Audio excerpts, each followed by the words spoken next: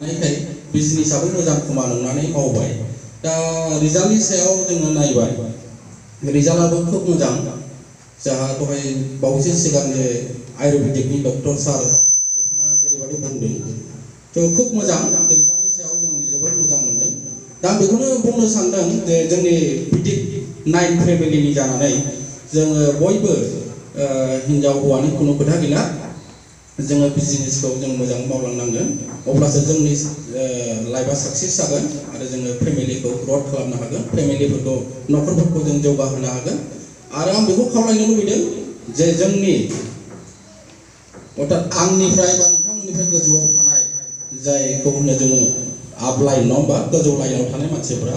फोथायजाथावै मोजां खामानिखौ मावलाङोबा गासिबो खामानिया साक्सेस जागोन आं बेखौ खावलायनाय थाबाय आरो आं बेखिनिखौ बुंनानै फोजोबबाय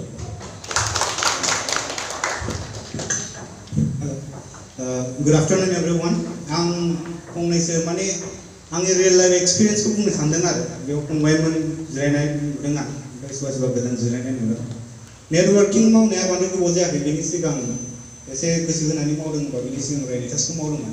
दा आं बेयावथ' जों मानि थाखाय बेखौ मावफिनदों बेखौ आं फोरमायनो सानदों आरो माने जेब्ला जों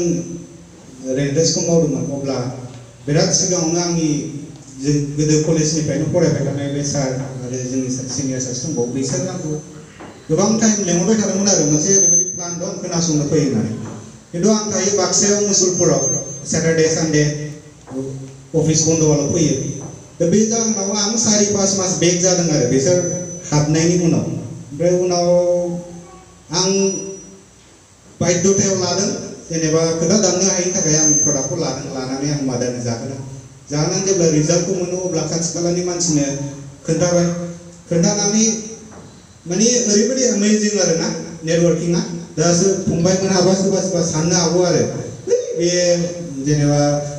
150 जन गाहाम स्टार एचिभार बेनिफ्राय आंनिफ्राय ओंखारनो बा 30 जन गाहाम स्टार एचिभार आंनिफ्राय ओंखारनो एफाग्राब सिनायनायानो बिदि गैया सिनायनाय दंबाबो बिदि मावथावथाव नङा खिन्थु आंबो बेखौ नुनानै गोमोदों आरोना जों जेब्ला बैखौ मावदोंमोन अब्ला आंबो बिदि माने एकदम फकास लानानै मावाखैमोन आरो खिन्थु जेब्ला टाइमा बारदों जेब्ला प्रडाक्टनि रिजाल्टआ ओंखारदों आं आंनि मादारनो होबाय मादारहा गावसिनि एज ग्रुपनि एसे बुरिहां माखासे लोगोफोर दं बिसोरनो खोन्थाबाय बिसोरबो जाबाय बिसोरबो रिजाल्टखौ मोनबाय आरो बियो सोरनोबा खोन्थाबाय दा नेटवर्किंआ मोनसे मेजिक बायदि आरोना बेयाव नों नाम्बार्सखौ साननो नाङा खालि रिजाल्टखौल' नाय जेब्ला रिजाल्टखौ मोनगोन अब्ला नोंनि टीम माने डाउन लाइनाव बबेनिफ्राय अबाव थांगोन नोंसोर आन्दाजखौनो मोननाय नङा बै जों सिगां जाय कम्पानिखौ मावदोंमोन बेयाव आंनि टीमा सोरबा उदालगुरिनि दं सोरबा धेमाजिनि दं सोरबा तिनसुकियानि दं आं रावखौबो सिनाया आरो माने सापज आं सारखौ सिनायो आं सारनो होबाय सारहा जानो हागौ सोरबा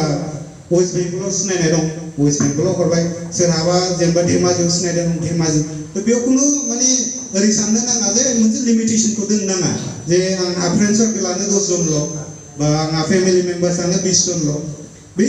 नों नेक्स्ट जाय मानसिनो होगोन बे मानसिया जे बबे जायगायाव सोर सिनायनाय दं आरो बै मानसिया जे माबायदि मावलांगोन बेखौ रावबो हमनो हाया आरो दा बेबायदिनो आंनि टीमाव एराउन्ड 1800 जन टीम मेम्बार जाबायमोन बै सिगांनि कम्पानियाव आरो डिफारेन्सखौ आं मोनसे खोन्थाबावनो सानदों बै कम्पानिजों नैबेना माने मा बेयाव वान टाइम मोनसे पेकेजल' लानांगौ सिगांनियाव जों जायखौ मावदोंमोन बेयाव मा खालामनांगौ फार्स्टआव मोननै लाबाय बेनि थाखाय नोंनि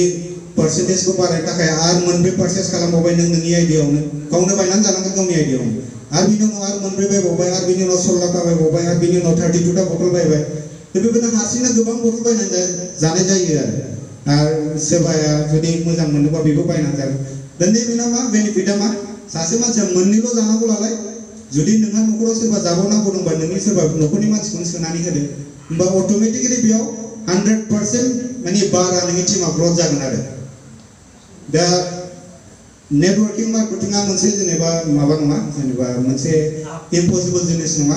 मोनसे मेजिक बायदिसो आरो हारसिंनो जालांगोन बेयो नोंसोर जास्ट प्रडाक्टखौ फोथायनानै जानानै नाय आरो जानानै मोजां मोनोबासो नोंसोर गुबुननो रिफार खालाम आरो बेखौ होननानै आं